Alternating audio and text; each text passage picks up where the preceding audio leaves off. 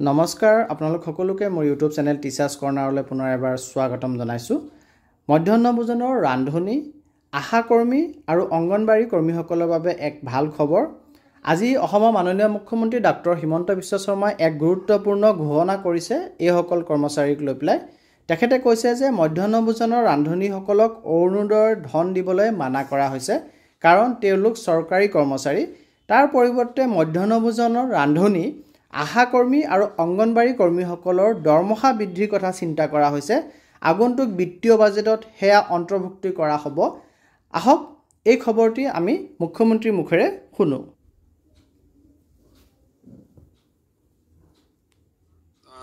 ৰান্ধনিসকলক অৰুণোদয় দিব হাক দিছোঁ, দিব দিয়া নাই, আমি হাকহে দিছোঁ।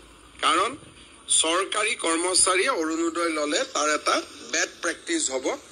কিন্তু মধ্যাহ্ন ভোজনৰ ৰান্ধনি, আশা কৰ্মী, অংগনবাদী কৰ্মী এওঁলোকৰ দৰমহা আমি কেনেকৈ বৃদ্ধি কৰিব পাৰোঁ তাৰ বিষয়ে বিত্ত আয়ুক্তৰ নেতৃত্বত এখন কমিটিয়ে কাম কৰি আছে। আৰু বাজেটৰ সময়ত আমি কি কৰিব পাৰোঁ তাৰ বিষয়ে আমি জনাম। কিন্তু অৰুণোদয় আঁচনি লোৱাটো উচিত নহয়।